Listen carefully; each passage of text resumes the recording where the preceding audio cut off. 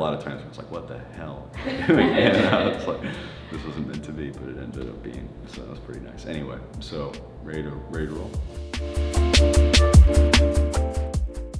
This process started about 5 years ago, the creation of this book. And back then I was very interested in finding a period of our history where a lot of the conditions of the country were comparable to today's, but someone was leading in a different way. Somebody was trying to keep the great machine of our government functioning.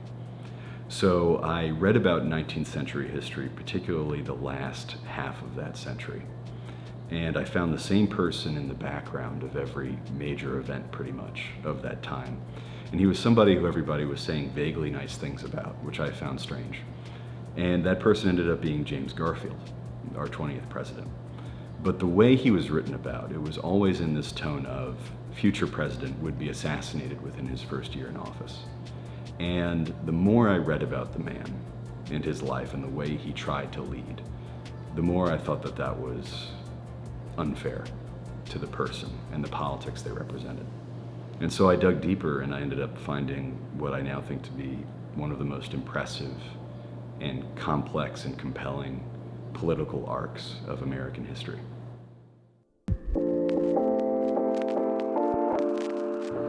It ended up actually being much easier than I thought to balance these things. The way a lot of material is taught at McCourt, it was helpful during my editing process. It helped me distill the most important parts of my prose as I was trimming down my manuscript into the final version you see here today. And it also ended up giving me a few ideas for the next things to write about. One of my professors, Jonathan Ladd, ended up giving a lecture on something that I decided I want to write about next. So it ended up being not difficult at all, actually an accelerator of my writing process.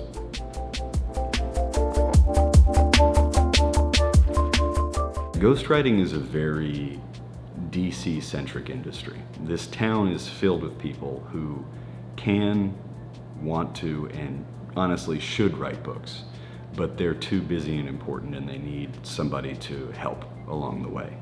And so that could be from a research perspective, that could also be from a drafting perspective, but the opportunities for young people, a lot of the fellow students I met at McCourt, to get involved in the book writing process, there's really a lot in DC to do that. It's also a very good way to learn how to write a book, and I can tell you that firsthand. I really first learned how to write through the work I did after graduating college and coming here to DC and getting involved in the ghostwriting industry.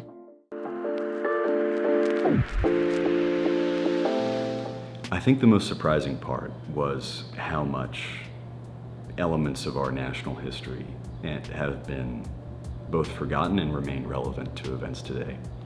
The timeline of the book that I wrote is set in Reconstruction in the Gilded Age, which was the post-Civil War and post-Civil War. And when you read about a lot of the events of that day and the intense public debates that were occurring on the nature of America and whether it lives up to its founding promises, you see a lot of connective material to the modern day. And so the amount of times that I found that this part of our history rhymes with the present, it's like that Mark Twain line where history doesn't repeat itself, but it often rhymes. I was surprised by how often that was the case. After I had begun researching and writing this book, there was something pretty serendipitous that happened. My family had this very old house in northern Connecticut. We actually built it up there in 1751, and it's been in the family ever since. But all of my ancestors were hoarders. They hung on to every single piece of material and newspaper that they ever encountered. So as I was writing this Garfield book, my family was clearing out an attic in that house, and they ended up finding a brochure for Garfield's inauguration, President Garfield's inauguration, including the menu of his inaugural ball and these great portraits of him. And it was this very serendipitous moment of, after deciding to write this book about this president, it seems that one of my ancestors, for some reason, had this and decided to keep it in their possession. So it was one of those moments that induced my parents to say, this was meant to be. I'm very proud of the work, but there's also this sense of being ready for whatever reaction the public might have.